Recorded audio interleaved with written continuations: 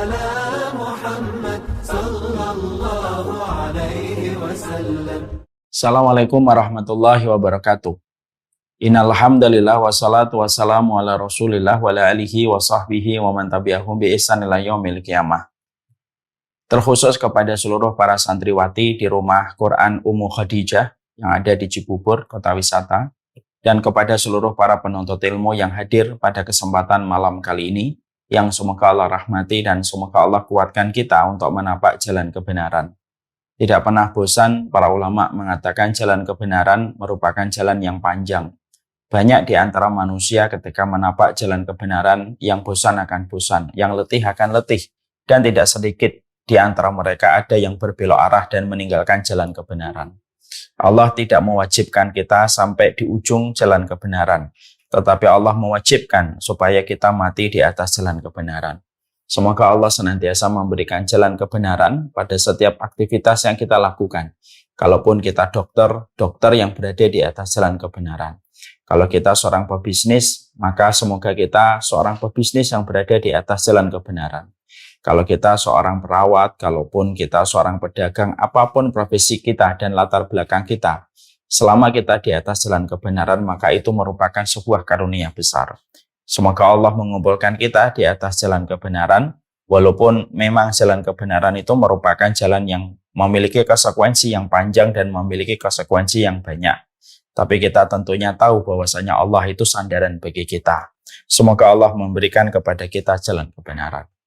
Alhamdulillah, tentunya senantiasa kita bersyukur kepada Allah atas nikmat yang Allah berikan kepada kita, terutama yang sangat kita syukuri bukan hanya kenikmatan duniawi. Karena pecinta dunia biasanya hanya bersyukur pada kenikmatan duniawi. Tetapi orang yang beriman kepada hari akhir, mereka adalah yang pandai bersyukur atas kenikmatan duniawi dan kenikmatan ukhrawi yang Allah berikan kepada mereka. Kenikmatan duniawi itu yang pasti zailah. Kenikmatan duniawi itu pastinya akan sirna dan pastinya akan musnah. Seiring dengan kematian kita, seiring dengan adanya musibah, maka pasti merenggut semua kenikmatan duniawi yang kita peroleh. Tapi kenikmatan ukhrawi atau kenikmatan yang bermanifestasi pada urusan akhirat itu tidak akan pernah rusak. Kalaupun ada musibah, kalaupun ada kematian, maka kenikmatan ukhrawi atau kenikmatan akhirat tetap membersamai kita dan tetap melekat pada perjalanan kita di dalam kehidupan dan kehidupan kita di dalam alam barzah ketika kenikmatan yang kita dapatkan kenikmatan ukhrawi. Kalau kita mampu mendapatkan mobil bisa rusak dengan berbagai macam sebab. Tapi kalau kita mendapatkan kenikmatan ukhrawi istiqamah itu akan terus menyertai kita dan tidak bisa dirusak dengan apapun. Kalau kita mendapatkan kenikmatan ilmu sampai kita bisa beramal, maka amal itu akan melindungi kita, menemani kita setiap waktunya dan tidak akan pernah terpengaruh dengan musibah gempa, dengan musibah tsunami, dengan musibah tornado, ataupun kecelakaan apapun yang didapatkan. Maka sesungguhnya itu pun tidak akan pernah mengurangi sedikit pun kenikmatan ukhrawi yang kita peroleh dan kita dapatkan. Nah, inilah yang menjadikan kita bersyukur. Pada kesempatan malam kali ini, Allah memberikan kepada kita kenikmatan yang bermanifestasi pada kenikmatan akhirat. Kita dikumpulkan pada majelis ilmu dan tentunya ini merupakan bagian dari sebuah kenikmatan yang sangat kita syukuri. Semoga Allah memberkahi dan Allah terus mengalirkan kenikmatan-kenikmatan akhirat pada kehidupan dunia supaya kita memetik manfaatnya pada kehidupan mati dan kehidupan kelak ketika kita dikumpulkan di padang mahsyar. Amin insyaallah. Saya pada kesempatan ini saya akan menyampaikan beberapa nasihat kepada kita sebagai penuntut ilmu syar'i, kepada seluruh para santriwati di Rumah Quran Ummu Khadijah. Karena sesungguhnya nasihat itu memberikan kepada kita kekuatan. Fungsinya nasihat itu meluruskan yang bengkok. Dan sesungguhnya nasihat itu bisa menjadi proteksi kita dari apa yang kita khawatirkan dan apa yang kita takutkan yang terjadi menimpa kita di masa mendatang.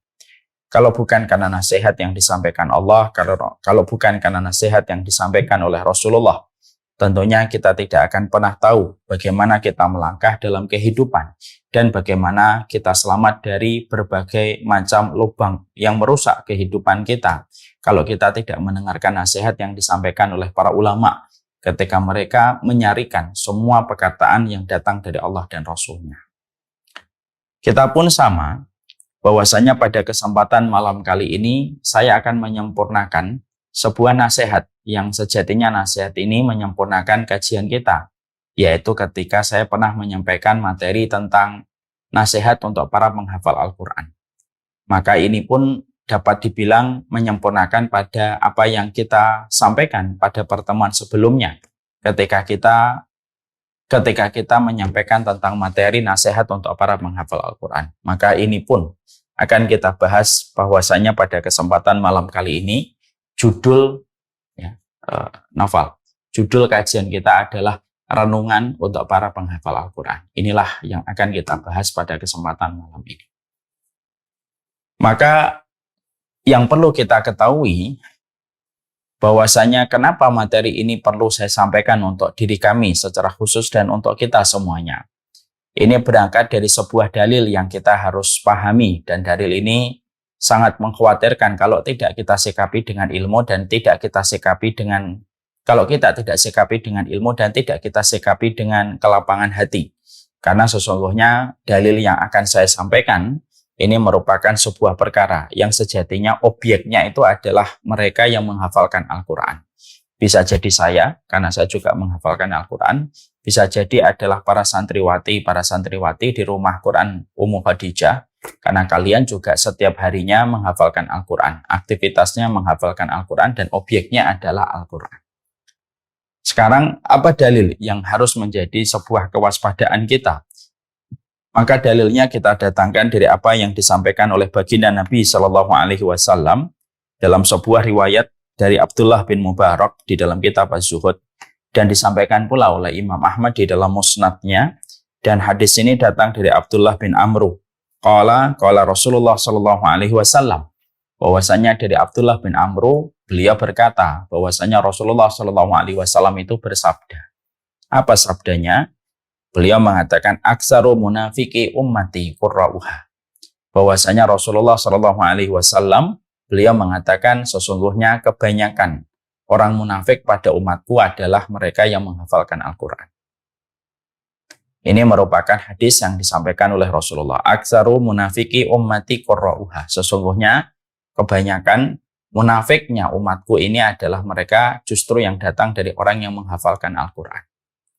Tentunya sebelum kita menjadikan dalil ini ataupun hadis ini menjadi sebuah perenungan untuk kita supaya kita gelisah dan supaya kegelisahan kita itu konkret, bagaimana kita waspada dan hati-hati dalam apa yang kita lakukan, saya harus menyampaikan bagaimana derajat hadis ini. Maka sesungguhnya washahahu Ahmad Syakir. Sesungguhnya hadis ini disahihkan oleh Ahmad Syakir, seorang ulama, disahihkan pula oleh Imam Albani, yaitu Nasiruddin Albani, dan disahihkan pula oleh Syu'aib Al-Arnaud, salah satu ulama di dalam bidang hadis.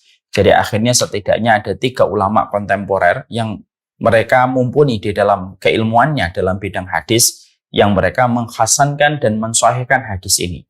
Datang dari Ahmad Syakir, yang kedua dari Nasiruddin Albani, yang ketiga adalah Syu'aib Al-Arnaud rahimahumullah, di mana mereka mengatakan dengan satu kesimpulan bahwasanya hadis ini merupakan hadis yang sahih. Kalau kita sudah selesai, bagaimana derajat hadis ini adalah derajat hadis yang sahih. Berarti hadis ini layak dijadikan hujah, dan hadis ini juga menjadikan kita betul-betul merenungkan hadis ini. Karena sesungguhnya tidaklah hadis ini dikatakan oleh Rasulullah SAW, karena Rasulullah tidak pernah berkata dengan kebutuhan, Rasulullah tidak pernah bersabda dengan prasangka, tetapi semua perkataan yang datang dari baginda Nabi merupakan datang dari wahyu. Wa ma yantiqu 'anil hawa in huwa illa wahyu yuha. Sesungguhnya tidaklah Nabi Muhammad itu tidaklah beliau berkata kecuali wahyu, karena sesungguhnya beliau tidak berkata dengan hawa nafsunya. Dan ini menjadi sebuah perenungan untuk kita, sekaligus merupakan sebuah refleksi untuk kita, karena pada dasarnya apapun itu harus kita renungkan supaya apa yang kita lakukan tidak hanya sekedar berjalan, bukan hanya sekedar rutinitas, tetapi ada poin-poin penting yang harus menjadi perenungan dalam apa yang kita kerjakan. Tentunya kita menghafalkan Al-Quran. Kita menghafalkan surat dari Al-Fatihah sampai surat An-Nas. Kita berusaha.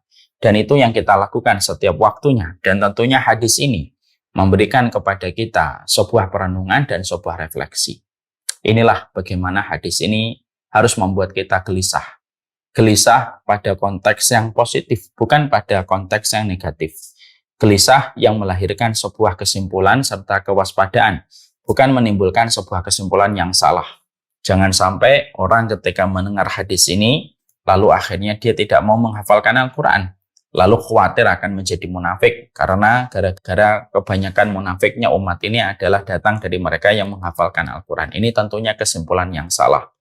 Tapi hadis ini diberitahukan oleh Rasulullah untuk membangun sikap imun pada diri kita sebagai orang yang menghafalkan Al-Quran, dan supaya kita betul-betul memperhatikan bagaimana kita berinteraksi dengan Al-Quran secara benar, supaya kita tidak menjadi apa yang sudah dikabarkan oleh Rasulullah ketika Nabi sayang kepada kita, orang-orang yang menghafalkan Al-Quran, supaya kita tidak terjerembab dan kita tidak terjerumus kepada sesuatu yang paling kita khawatirkan, yaitu adalah menjadi munafik ketika kita menghafalkan Al-Quran. Maka ketika kita memahami bahwasanya aktsaru munafiki ummati qurra'uha, maka sesungguhnya riwayat ini juga diperkuat dari apa yang pernah disampaikan dalam asarnya Umar bin Khattab. Umar bin Khattab, beliau juga pernah mengatakan satu kabar atau satu asar, yang mana asar ini memiliki korelasi dengan apa yang disampaikan oleh Rasulullah di dalam riwayatnya Amr bin As, yang tadi disahihkan oleh Ahmad Syakir, disahihkan oleh Abdurrahman, oleh Nasiruddin Albani, dan pula oleh Syu'aib al-Arnaud. Maka yang dikatakan oleh Umar bin Khattab radhiyallahu anhu adalah ma yahtimul Islam, salah satu. Sesungguhnya yang merusak Islam itu, merusak kondisinya kaum muslimin itu ada tiga. Karena Islam kan nggak bisa dirusak, karena dia agama wahyu yang sudah dijaga langsung oleh Allah. Yang artinya adalah yang merusak kaum muslimin itu tiga. Yang pertama zallatul alim. Yang pertama itu orang alim yang mereka itu tergelincir, tetapi orang masih fanatik untuk mengikuti apa yang tergelincir dari ulamanya. Yang kedua jidalul munafik bil Quran, yaitu orang-orang munafik yang nanti ketika mendebat kebenaran, mereka itu mendatangkan materi perdebatan itu dari ayat-ayat suci Al-Quran. Jadi mereka mendebat orang yang berada di atas kebenaran dengan mendatangkan apa yang ada di dalam Al-Quran untuk mendebat orang-orang yang mereka berjalan di atas kebenaran. Tentunya dengan interpretasi dan tafsir yang mereka miliki dari hawa nafsu mereka terhadap ayat itu ketika mereka mendebat kebenaran. Yang ketiga adalah berkuasanya mereka yang menyesatkan, berkuasanya para penguasa yang menyesatkan dari jalan Allah.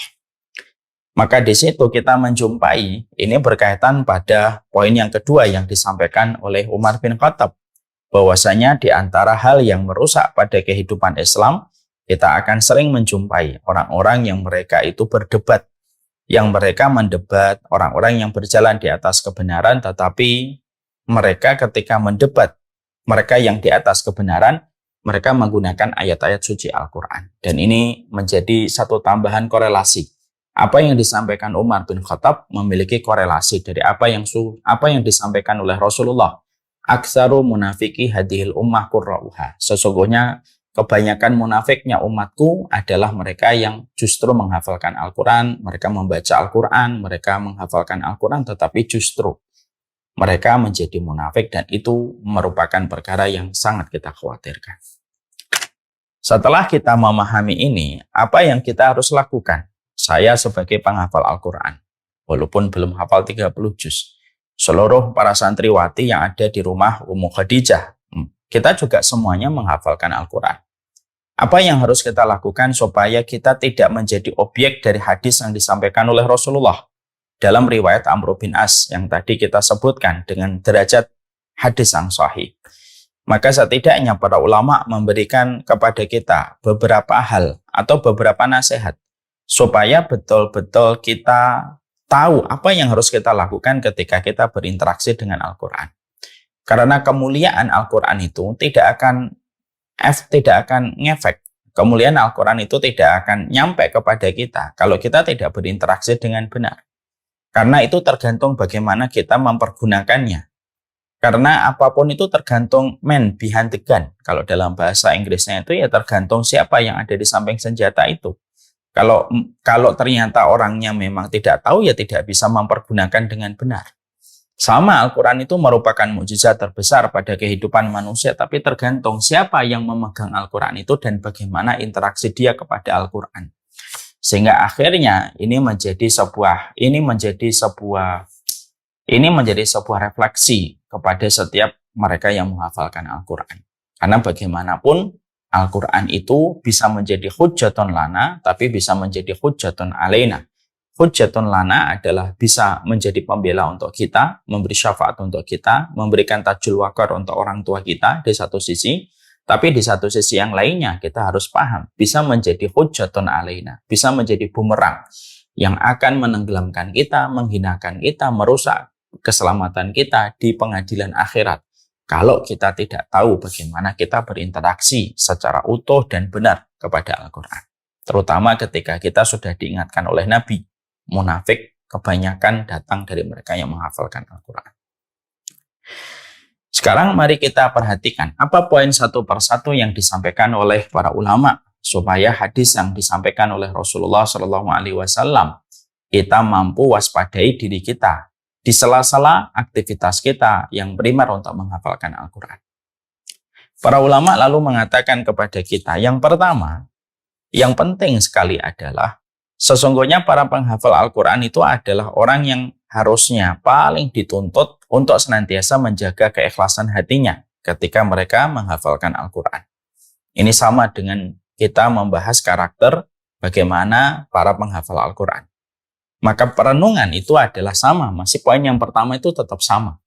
Benang merahnya adalah sesungguhnya setiap orang yang menghafalkan Al-Quran, menyampaikan setiap ayat di dalam Al-Quran, menyampaikan setiap perkataan Rasulullah, mereka itu adalah orang yang sangat dituntut bagaimana mereka senantiasa menjaga keikhlasan hati.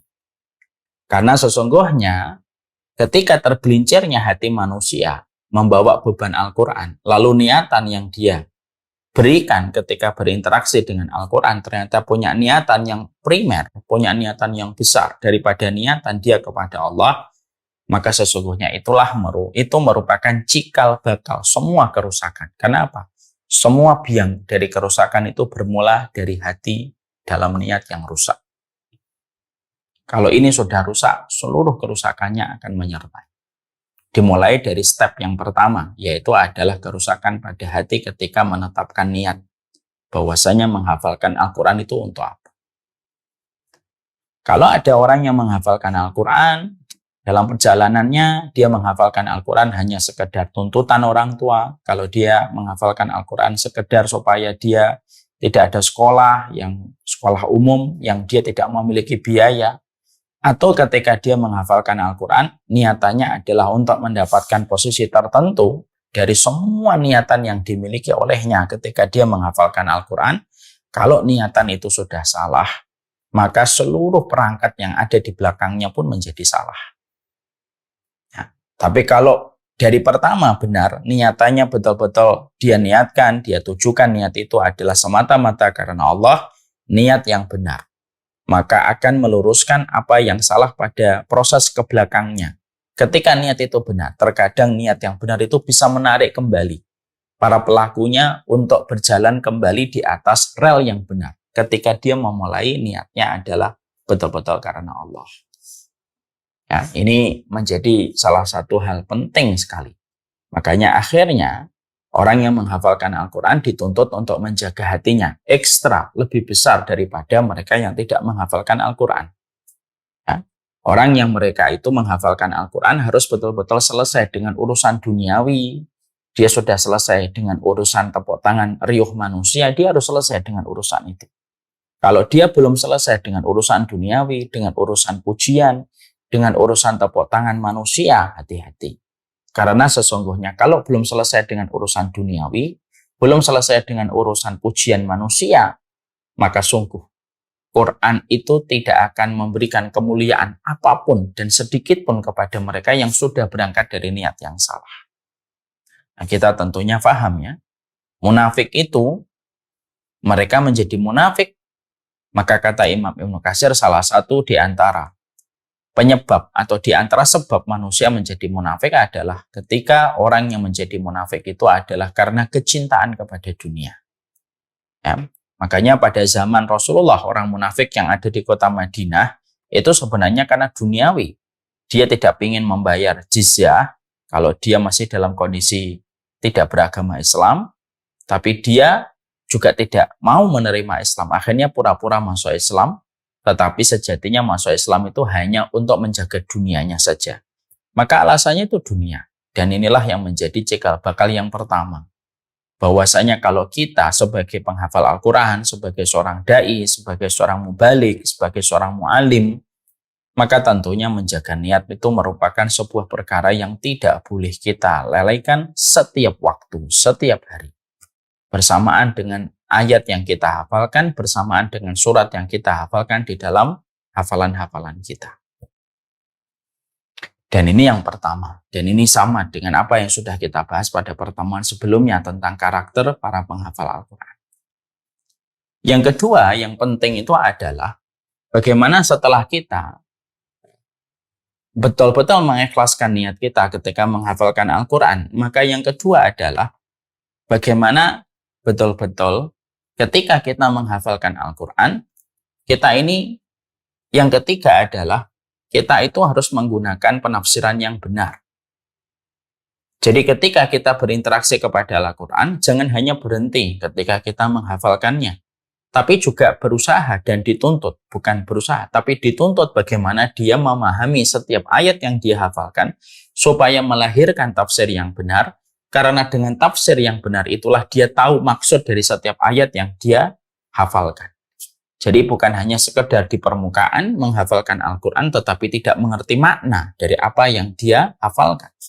Sehingga akhirnya salah satu sebab dari kebuduhan itu apa? Salah satu sebab dari kemunafikan selain karena harta itu apa? Kebuduhan.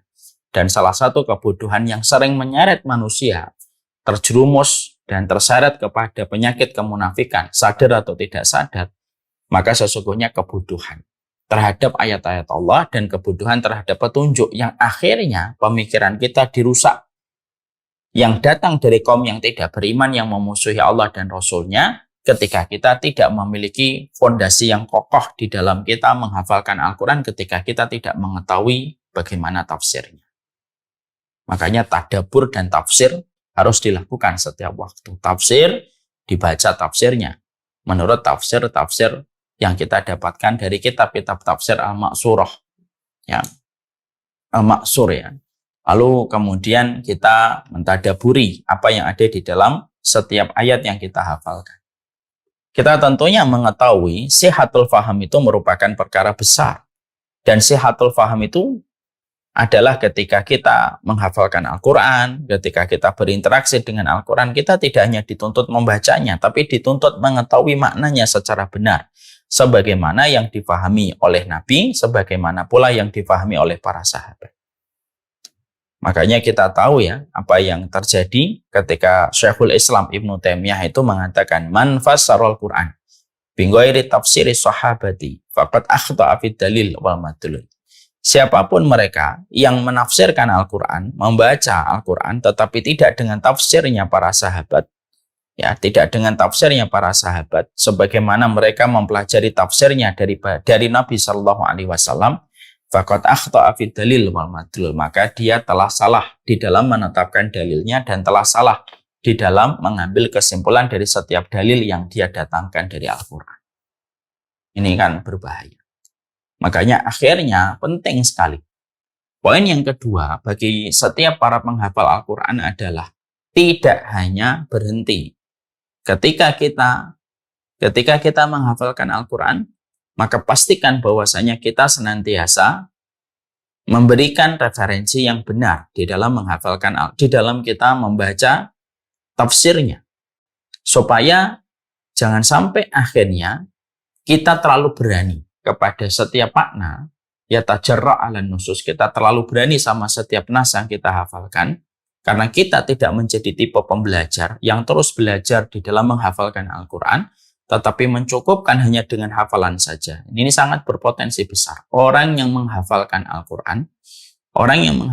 Al-Quran, tapi tidak sama sekali memberikan komitmen untuk betul-betul memahami setiap ayat yang dia hafalkan, setiap surat yang dia hafalkan, Kalau dia tidak berkomitmen untuk mengetahui maknanya pada setiap ayat itu, maka dia akan bodoh dan akhirnya dia salah mengambil dalil, mengambil kesimpulannya, dan akhirnya ini menjadi salah satu pintu masuknya kemunafikan di masa mendatang.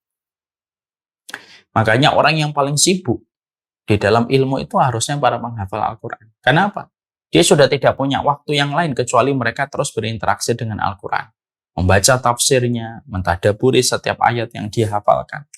Dan itu harusnya dan itu merupakan salah satu hal yang terus dilakukan oleh setiap mereka yang menghafalkan Al-Quran.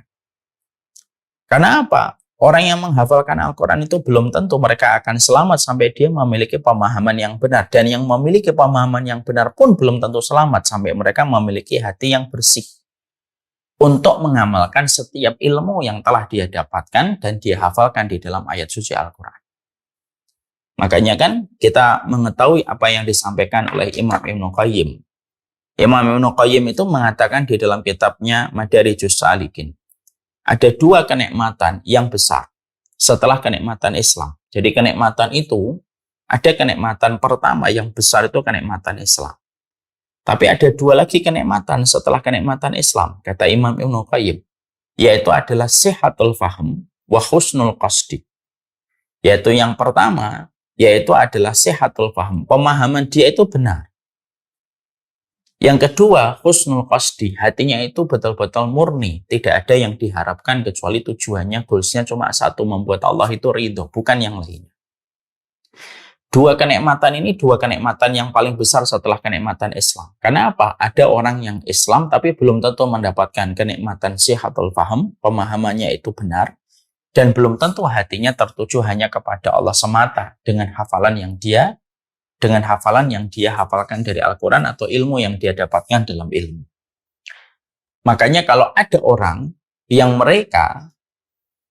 manusia yang mereka setelah menjadi muslim, lalu mereka memiliki kenikmatan pemahaman yang benar, dan hatinya juga bersih, tertuju hanya kepada Allah, akhlaknya juga terbentuk, maka sesungguhnya dia telah selamat dari fitnah yang menimpa kepada orang Nasara dan fitnah yang menimpa kepada orang Yahudi.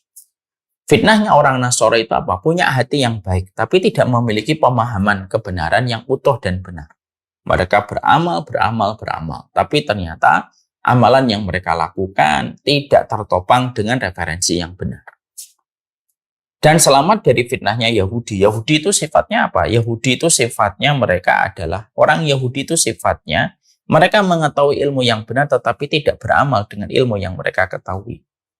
Mereka tahu yang benar. Mereka tahu Rasulullah itu adalah Muhammad, adalah Rasulullah. Mereka tahu semuanya, tapi mereka tidak mau beramal. Makanya akhirnya itulah yang menjadikan kita harus paham. Para penghafal Al-Quran itu, mereka adalah orang yang paling sibuk dalam sisa kehidupan mereka setelah menghafalkan Al-Quran. Karena mereka harus terus mempelajari tafsirnya, mereka harus mentadaburinya, mereka mempelajari penafsiran-penafsiran yang maksur yang datang dari para ulama yang siqah berjalan di atas kebenaran, supaya betul-betul mereka terjaga dan mereka memiliki imun. Dan tidak ada imun yang paling besar kecuali pemahamannya itu pemahaman yang utuh. Pemahaman yang utuh yang dia dapatkan dari Rasulullah, dari para sahabat, dari para tabi'in, dan para tabi'ut tabi'in. Itulah sejatinya seorang penghafal Al-Quran. Ya. Jadi yang kedua itu harus betul-betul memiliki pemahaman yang sehat. Ya. Sehingga dia harus belajar terus. Ya. Karena memang salah satu penyebab kemunafikan itu datang dari kebodohan. Ya. Makanya kita mendapati klasifikasi Imam Ibnu Katsir di awal-awal tafsir Al-Quranul Adzim. Beliau itu menyebutkan munafik itu secara spesifik, munafik itu secara sederhana terbagi dua. Ada yang muqallid, ada yang sifatnya ikut-ikutan, atau yang kedua, dia itu zu'ama, dia itu pemimpin orang-orang munafiknya. Maka beliau lalu mengatakan, yang menjadi muqallid, orang yang ikut-ikutan menjadi munafik itu, muqallid itu biasanya berangkat dari kebodohan.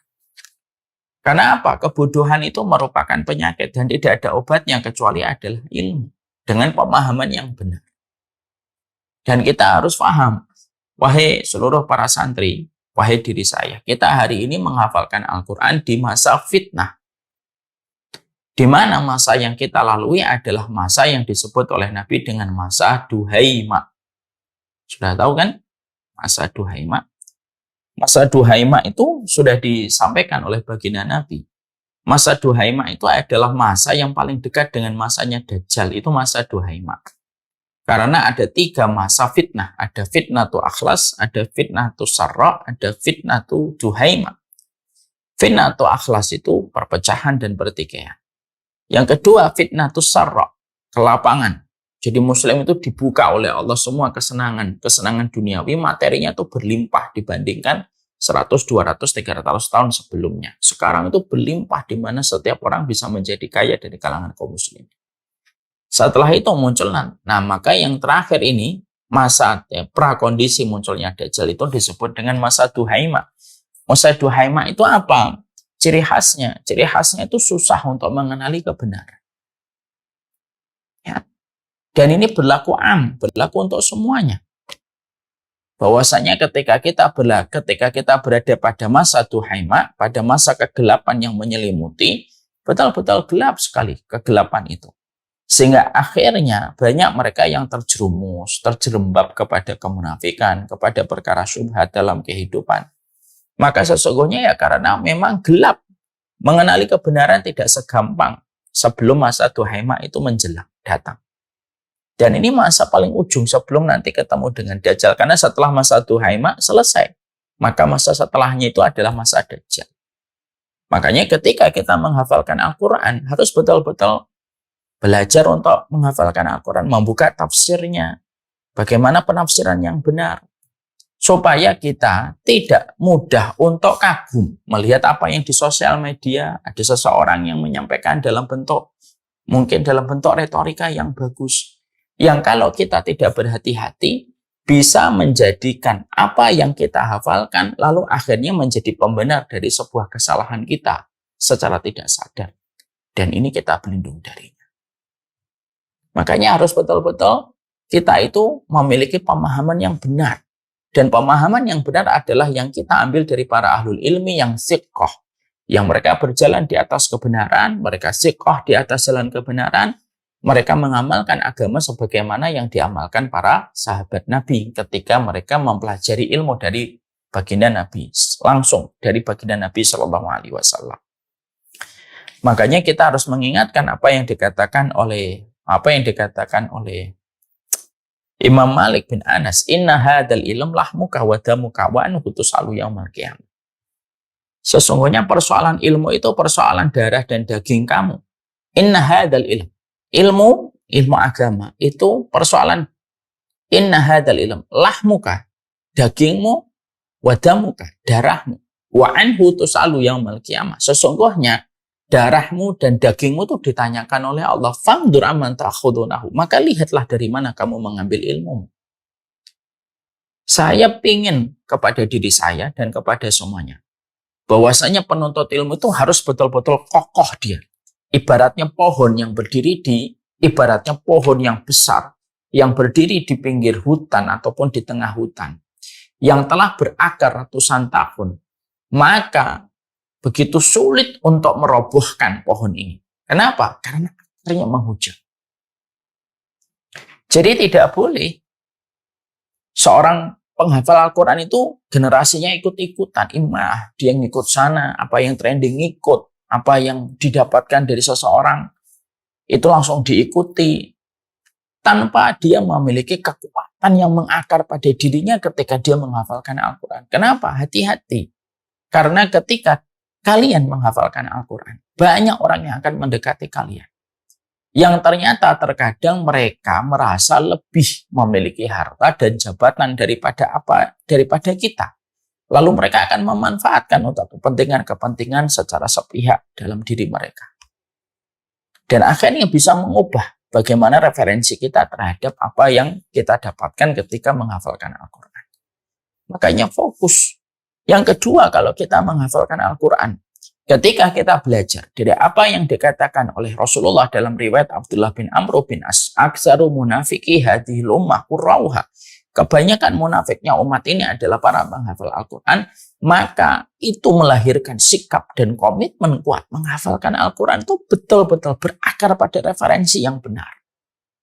Membaca dengan tafsir bil ma'sur, mengetahui setiap perkataan para ulama tentang setiap ayat itu. Bagaimana ayat itu dijelaskan, maksudnya kemana, arahnya kemana. Dan itu yang betul-betul membuat kita, kalau kita berinteraksi dengan ilmu yang benar, sihatul faham, lalu ditambah dengan husnul qasdi. Husnul qasdi itu adalah niat kita memang betul-betul tulus, bahwasanya tidak ada yang kita tuju kecuali adalah Allah. Maka kita mengharapkan semoga itulah yang akan menjauhkan kita dari kemunafikan-kemunafikan pada masa duha iman. Jadi betul-betul kita harus mempelajari selektif di dalam kita memilih ilmu dari mana kita mengambil ilmunya. Bukan berarti kita nanti fanatik buta lalu menolak ilmu yang datang dari lain. Tidak. Berhati-hati. Memang beririsan tipis dengan sikap fanatik ta'assub. Tapi berhati-hati itu merupakan perkara yang menjadi kewajiban para penuntut ilmu dan menjadi kewajiban para penghafal Al-Quran. Kita ini harus berhati-hati. Supaya jangan sampai orang ketika menghafalkan Al-Quran, tapi justru lalai dengan maknanya. Justru lalai dengan perkataan para ulama yang menjelaskan tentang setiap kata yang dihafalkan olehnya. Lalu hanya fokus kepada hafalan. Lalu tidak fokus kepada referensi, tidak fokus di dalam seleksi ketika mengambil ilmu dari mana. Itu berpotensi besar untuk menjadikan seseorang terjangkiti dengan penyakit yang kita khawatirkan yang tadi dijelaskan oleh Nabi.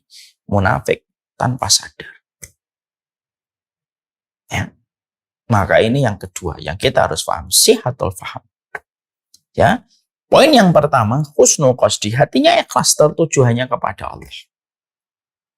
Ya. Yang kedua, yaitu adalah memastikan betul bahwasanya yang kedua itu adalah dia memiliki kekuatan referensi yang kuat sekali.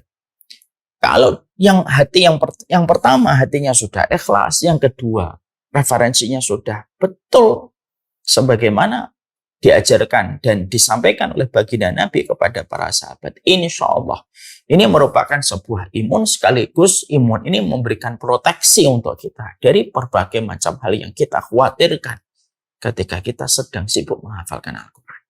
Ini yang kedua. Yang ketiga yang harus selalu kita fahamkan adalah di dalam persoalan ketika kita menghafalkan Al-Quran, yaitu adalah supaya kita tidak terjadi bagaimana munafiknya umat ini adalah mereka yang hafal Al-Quran sebagaimana pernah terjadi pada Senak Hargagin Abdul Ghafur pada masa penjajahan Belanda. Dia hafal Al-Quran, tapi niatan dia menghafalkan Al-Quran bukan untuk memahami, mengambil petunjuk menjadi jalan kebenaran, tapi memahami Al-Quran itu untuk meninggikan reputasinya, supaya dia dapat diterima oleh orang-orang muslim, dan supaya dia bisa mencuri referensi-referensi yang bisa menjadi rujukan bagi Belanda ketika menjajah Indonesia. Itu yang menjadikan kita harus selalu. Yang ketiga, yang penting adalah di dalam upaya yang harus kita lakukan sebagai penghafal Al-Quran, yaitu adalah ketika menghafalkan Al-Quran dengan seluruh pencapaian yang kita peroleh dan kita dapatkan, semoga kita tidak terkena penyakit ujub. Jadi kita mengharapkan supaya kita tidak terkena penyakit ujub. Karena dengan membawa Al-Quran, lalu setiap orang memperkenalkan kita, ini Al-Hafidh, ini Hafidhoh, 30 juz, salah satu ajza, salasin. Juz'an. Lalu ketika kita mendapatkan gelar dan status sebagai orang yang hafal Al-Quran atau seorang da'i yang mendapatkan gelar penerimaan dari masyarakat luas gitu, hati-hati terhadap penyakit ujub. Karena penyakit ujub itu merupakan salah satu di antara penyakit yang menyebabkan banyak manusia terpedaya. Karena apa? Penyakit ujub itu kayak gula, tidak terasa tetapi merusak semua yang dilakukan. Itu penyakit ujub. Ya. Makanya kita menjumpai dan kita mendapati kita mendapatkan bagaimana kita menjumpai dan kita mendapati keterangan para ulama ketika para ulama menerangkan tentang orang-orang yang mereka penuh dengan ibadah tetapi berakhir dengan tragis dalam kematiannya. Salah satunya contoh yang pernah disampaikan Rasulullah, ya, ada orang yang ahli ibadah, dia senantiasa beribadah kepada Allah sampai akhirnya dititipin dengan seorang perempuan, akhirnya dia berzina dengan perempuan itu akhirnya hamil, lalu akhirnya dibunuh bersama dengan janin yang ada di dalam perutnya, lalu dikubur, dan singkat ceritanya akhirnya ketahuan perbuatan dia, lalu diarak di tengah kampung untuk mempertanggungjawabkan perbuatan dia, dan akhirnya menjelang mati dia murtad. Ya. Itu merupakan riwayat yang datang dari baginda Nabi dari seorang laki-laki Bani Israel. Kita juga mendapati dalam kitab At-Tadhkirah ada seseorang yang begitu sholih, selalu sholatnya di depan, dia muadzin, selalu tidak pernah telat untuk mengumandangkan adzan, sampai akhirnya dia terpincut dengan seorang perempuan. Singkat ceritanya dia murtad untuk bisa menikahi perempuan itu dan mati pada hari pertama dia menikahi perempuan itu.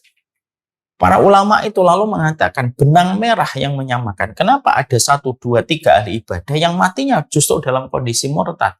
Para ulama itu mengatakan karena mereka menjadi ujub dengan pencapaian yang telah mereka peroleh. Pencapaian dari ibadahnya, pencapaian ilmunya, dan pencapaian taatnya itu menjadikan ujub. Kalau sudah ujub ditinggal sama Allah. Kalau sudah ujub ditinggal sama Allah. Itu pula yang kita peroleh dari sebuah kisah nyata yang kita jumpai dari Abdullah Al-Qasimi.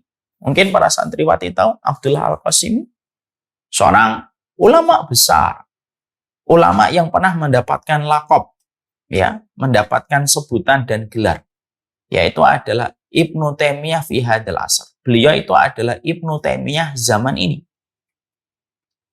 Dan beliau membuat sebuah karangan yang luar biasa, yaitu As-Sira' Bainal Wasaniyah wal Islam, yaitu pertempuran antara Islam dengan komunisme, karena pada tahun 1930-an, 40-an itu luar biasa pertentangan antara kapitalis dengan komunisme, dan komunisme itu sedang jaya-jayanya di banyak tempat. Maka dia membuat sebuah buku di mana buku itu mendapatkan pujian luar biasa yang mengalir untuknya dari ulama timur dan barat, utara dan selatan, mengalir untuknya. Sampai akhirnya na'udzubillahi min dzalik, akhirnya dia menjadi murtad ketika beliau tertarik dan terpincut dengan seorang perempuan dari Lebanon yang berpikiran komunisme. Intinya akhirnya beliau menjadi murtad dan mengkufuri tentang apa yang beliau yakini sebelumnya. Nah, para ulama itu mengomentari dari kehidupan Abdullah Al-Qasimi, para masyayikh.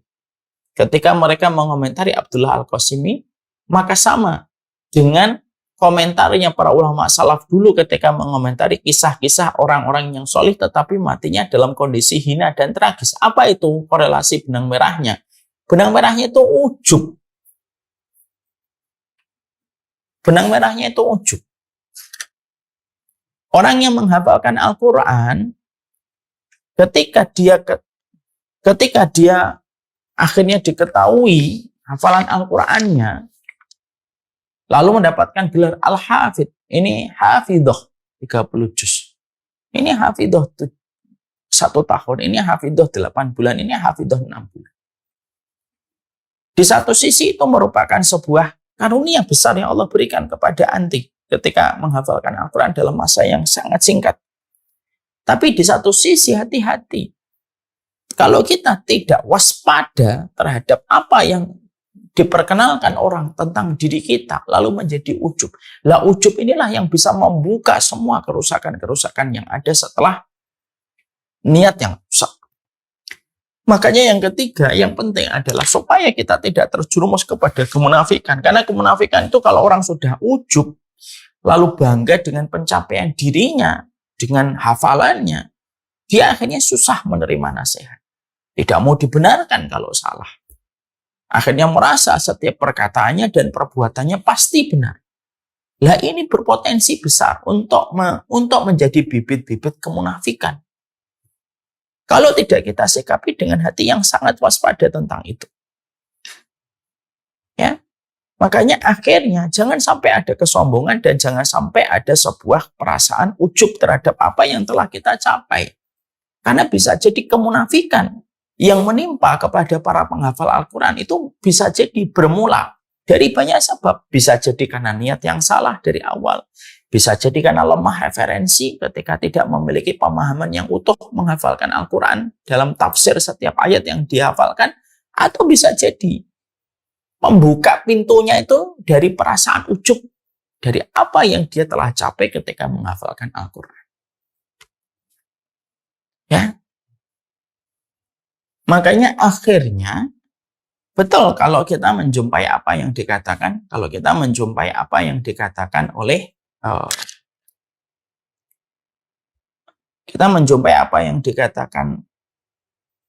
Umar bin Khattab radhiyallahu anhu. Umar bin Khattab radhiyallahu anhu itu beliau pernah mengatakan bahwasanya al-ilmu salah satu maratib. Sesungguhnya ilmu itu memiliki 3 tingkatan.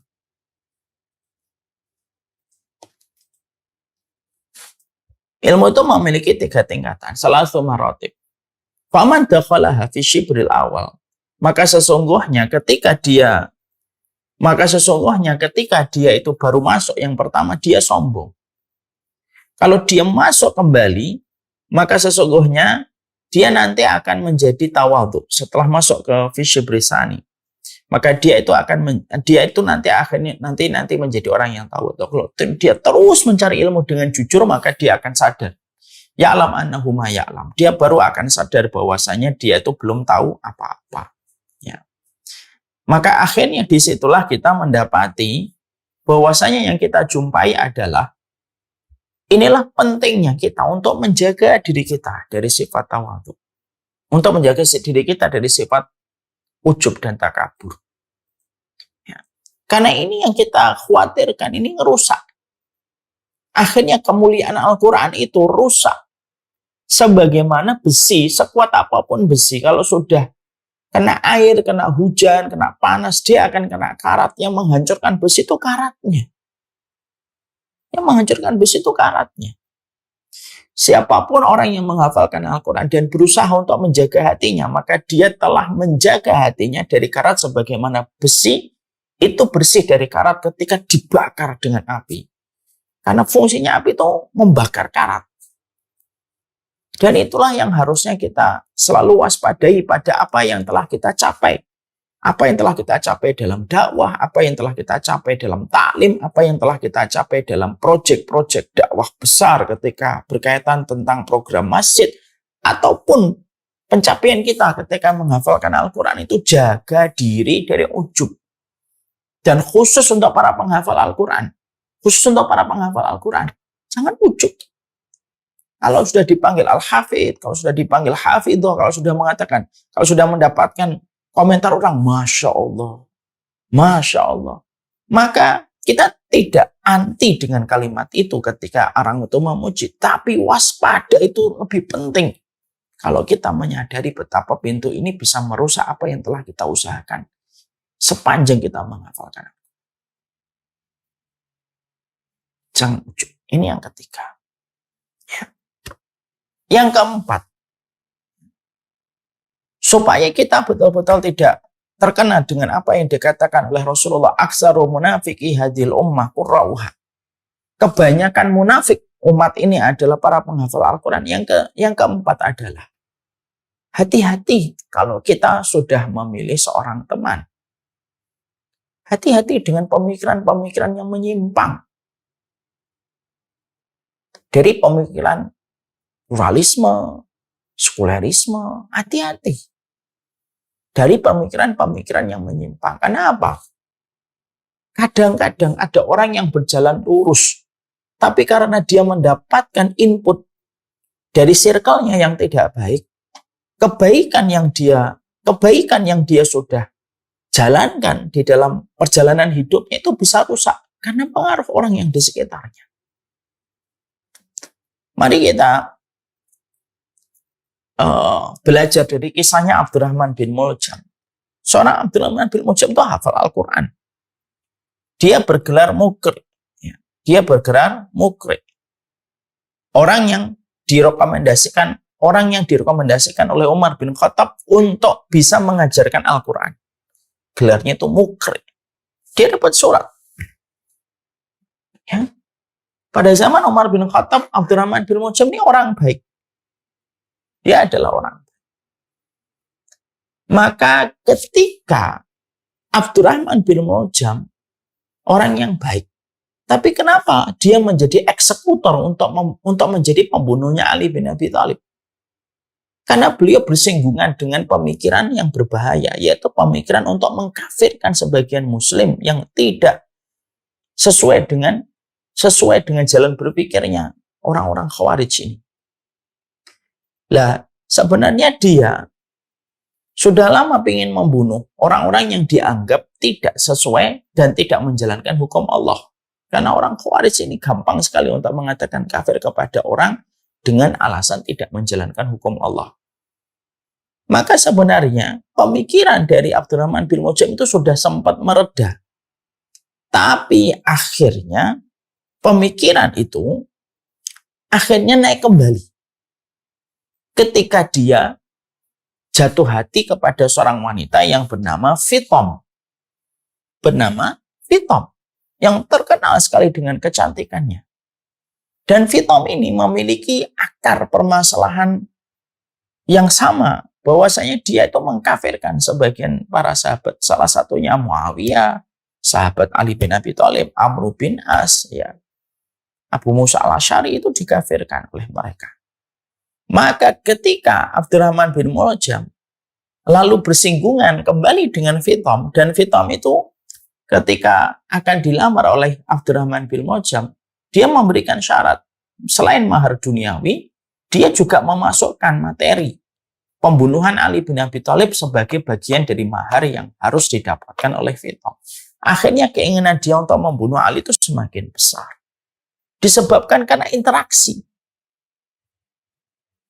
Maka sesungguhnya kita harus paham, para penghafal Al-Quran itu harus selektif ketika dia memilih teman. Ya. Kenapa? Karena sesungguhnya kita harus betul-betul fokus kepada teman yang betul-betul memberikan nutrisi pada kesehatan pikiran kita, pada jalan kita berpikir, memahami agama, itu harus betul-betul hati. Karena sebagian dari rusaknya manusia dari jalan kebenaran itu bukan karena basicnya yang rusak, tapi karena pergaulan yang menyeret dia kepada sesuatu yang rusak.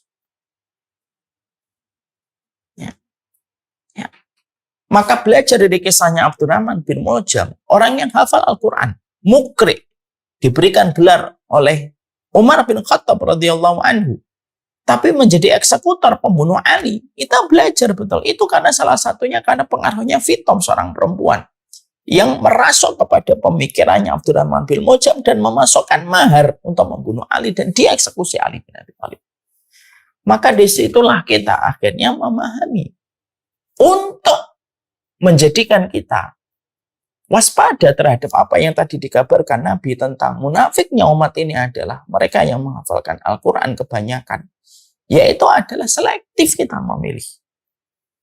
Supaya yang betul-betul kita pilih itu satu frekuensi dengan kita.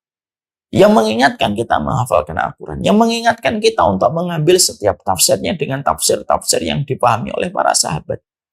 Yang mengingatkan kita untuk selektif di dalam mengambil satu referensi ilmu.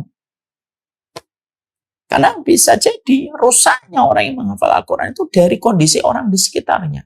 Bisa jadi kondisinya karena harta, bisa jadi karena kondisinya karena hatinya sudah rusak, bisa jadi karena kondisinya adalah pemahaman yang tidak benar atau karena ujub, atau bisa jadi munafiknya itu didapatkan dari sebuah faktor, yaitu ketika dia memiliki teman circle yang merusak jalan berpikirnya dia.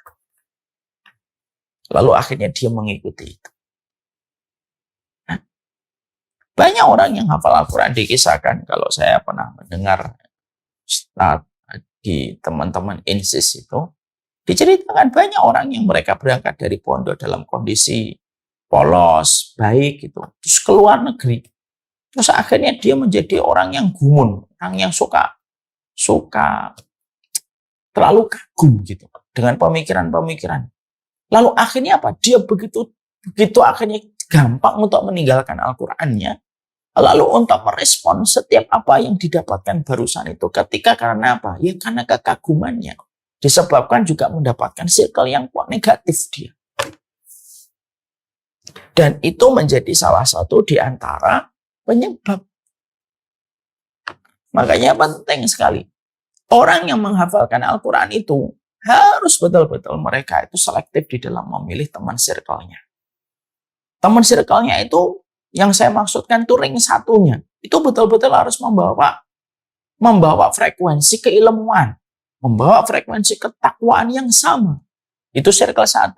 Untuk circle 2-nya, circle 3-nya silakan kita bergaul dengan yang lain dengan niatan untuk mendakwai. Tapi circle 1 itu harus betul-betul selektif. Karena menjaga pemikiran hari ini itu bukan sesuatu yang gampang. Di tengah derasnya seluruh informasi, di tengah derasnya setiap kabar yang kita dapatkan, per detik kita menjumpainya dan kita mendapatkan.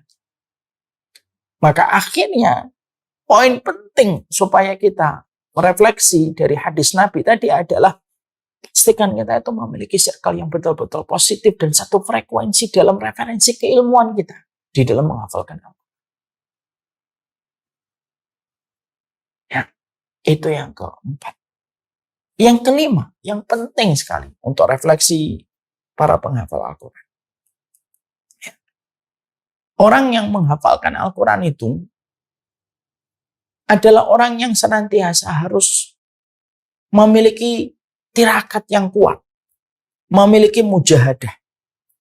Dia memiliki mujahadah, dia memiliki tirakat yang kuat sekali dengan amal-amal yang Allah mudahkan untuknya. Dia lazimi amal itu untuk menjaga hafalannya, untuk pula menjaga hatinya ketika membawa Al-Quran yang sudah dihafalkan olehnya. Kalau dalam bahasa Jawa itu disebutkan dengan kata tirakat. Kalau dalam bahasa kitab disebutnya dengan mujahadatun nafs. Bersungguh-sungguh jiwa kita untuk menjaga dengan amalan-amalan istimewa terhadap apa yang kita hafalkan itu. Ada orang yang menghafalkan Al-Quran, menjaga hafalan Al-Qurannya dengan mudah memaafkan. Ada orang yang menjaga hafalan Al-Qurannya itu dengan berbakti kepada orang tua. Ada orang yang mereka itu menjaga hafalan Al-Qurannya bukan hanya sekadar murojaah, bukan sekadar hanya tikror, bukan hanya sekadar menambah, tapi adalah bagaimana dia menjaga sholat malamnya. Ada yang sangat menjaga kehormatan dan auratnya. Semuanya itu harus diniatkan untuk menjadi sebuah penjagaan terhadap Al-Quran yang sudah kita hafalkan. Supaya Al-Quran itu jangan sampai kita mendapatkan musibah dari Quran yang kita hafalkan kalau kita tidak memiliki sebuah amalan istimewa. Sebuah amalan istimewa itu yang kita harus jaga. Di satu sisi kita menghafalkan Al-Quran karena keutamanya besar. Di satu sisi kita mendapatkan kabar dari baginda Nabi dengan hadis yang semacam itu. Maka titik tengahnya itu apa? Ya kita harus memiliki sebuah proses tirakat yang betul-betul utuh. Tirakatnya itu betul-betul kita maksimalkan. Ibadahnya orang yang hafal Al-Quran tidak boleh sama dengan ibadahnya orang awam. Kondisi hati, kesucian hatinya orang yang menghafalkan Al-Quran tidak boleh sama dengan penjagaan orang awam dan orang yang tidak menghafalkan Al-Quran. Tapi maaf ya, kalau ada orang yang hafal Al-Quran, ibadahnya, tazkiyatun nafasnya, kok sama dengan orang awam? Nah ini yang kita khawatir. Akhirnya orang-orang yang lemah penjagaannya, tidak ada tirakat, tidak ada mujahadah secara maksimal terhadap Al-Quran yang dihafalkan, maka bisa jadi dia akan terjerembab dengan berbagai macam godaan-godaan yang dia peroleh di masa perjalanan hidupnya. Dan itu merupakan sebuah musibah besar. Yang terakhir, tentunya kita betul-betul memohon betul kepada Allah. Seiring kita menghafalkan Al-Quran, kita memohon kepada Allah semoga kita terjaga dari fitnah. Allahumma inna na'udzubika minal fitani.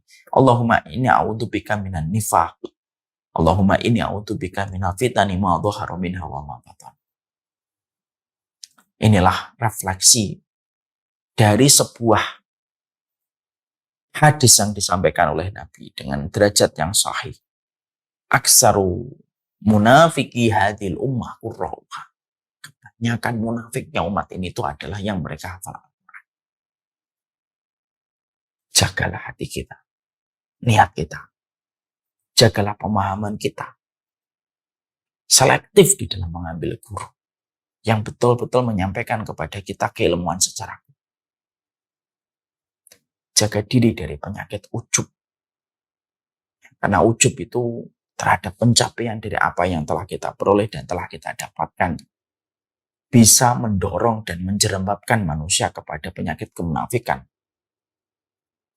Yang keempat, hati-hati, selektif memilih teman di ring satunya kita.